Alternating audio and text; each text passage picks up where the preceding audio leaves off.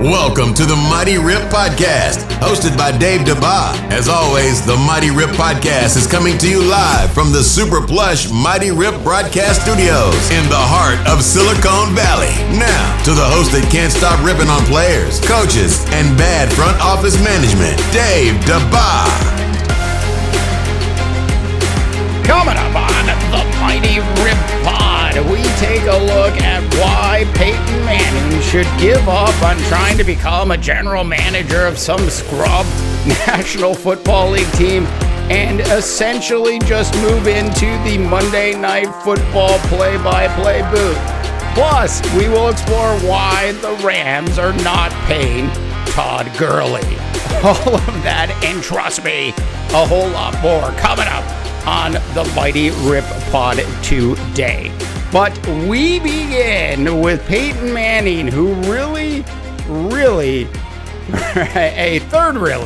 absolutely belongs on Monday Night Football inside the booth. Now, I've got some video from yesterday's presser, if you will, between Ernie Johnson, Tiger Woods, Phil Mickelson, and Tom Brady, and you will see why Peyton Manning, if you just watch this 2 minutes of this video, you will see exactly why Peyton Manning absolutely deserves to be on Monday Night Football. Tell me about your golf game, Peyton. I don't know. We'll see. We'll find out. The weather's been a little up and down here in Denver. I was telling Tom it's been snowing some here in Denver in late April and May, so you never know what you're going to get. I've played the Medalist before with Tiger from those Tiger tees, and old teammate of mine, Brandon Stokely, was with me. Remember that, Tiger? And on the 18th hole, I leaned over to Stokely and asked if I could borrow a ball. I was out of balls by the time I got to 18. And he says, all he had was a yellow one left. I was like, I cannot play a yellow ball in front of Tiger Woods. So we're digging like in the marsh, swamp to try to find one more ball so I could finish the hole. So I think you saw Tom and I both shaking our heads at the thought of those Tiger tees, but it's a hard course. Ernie, the course, the tournament had to be in Florida. After Tom's B&E arrest, with the ankle monitor, he couldn't leave the state. So it had to be in Florida. Tiger and I talked to the sheriff in Tampa. He's going to be allowed to go to Palm Beach to play. I'll be honest, I've never played Tom very well on his home turf. And so maybe this is considered a neutral site. And I would have loved to have had this tournament in a place where they don't like Tom very much. Indianapolis, Denver, Boston, after he just betrayed them and broke their hearts. So Palm Beach is the best we can probably do. Look, I think the teams are fair. I think, Phil chose the right partner in Tom. Together, they have 11 championships. Tiger and I have 17, the way I count it, right, Tiger? You're 15 plus my 2. So it's a little closer in the championships with Tiger and Phil being together. But it's a great cause. Absolutely priceless is Peyton Manning. I mean, just watching Peyton Manning in this short little 2.5 minute snippet go from how he played golf with Tiger Woods and his buddy, and how he purposely didn't want to use a yellow golf ball, and then just segues straight into ripping on Tom Brady for allegedly breaking and entering into somebody's house in Tampa Bay was absolutely priceless. Look, as you can see in this short little video with Peyton Manning, that he's an absolute ham, which is an old term, but he's an absolute ham, meaning that he has just got what it takes to be successful in, radio or in television or in the media. I think this whole thing that Peyton Manning wants to go run a National Football League team somewhere and be their general manager and help a team win a Super Bowl. Look, there's absolutely nothing wrong with that, Peyton. But why not take a year or two to have a little bit of fun sitting inside the Monday Night Football booth? Look, when I hear Gomer Pyle talk, which is Peyton Manning, when I hear Gomer Pyle talk, I immediately think of the legendary Dandy Don Meredith. And I don't know if it's the accent or if it's the delivery, but Peyton Manning has a lot of Dandy Don in him.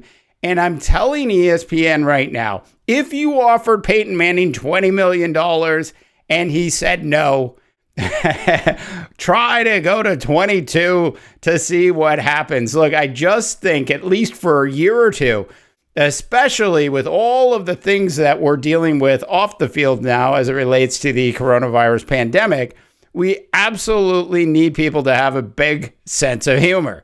Nobody better in the National Football League today that's retired than Peyton Manning. And if you stick him in the Monday Night Football booth with Steve Levy and a couple other people from ESPN, you would be looking at a highly successful Monday Night Football. You'd probably end up beating out the rest of the network's ESPN. So, hey, Mothership, if you're listening to this, and you should be, go ahead and up your ante to get Gomer Pyle, Peyton Manning inside the Monday Night Football booth, because I absolutely want to hear more stories from Peyton Manning about his time on and off the field, and nothing would be more interesting to a Monday Night Football game that pits the Bengals against the Browns that nobody cares about. And if you add Peyton Manning into the mix, he's the one color analyst in the National Football League that could actually save that game. Okay. One other quick story I wanted to cover on today's podcast, and that is this whole thing. And I saw this a couple weeks ago, and I thought, okay, I put it on my list of potential stuff to talk about on the Big Mighty Rip Pod.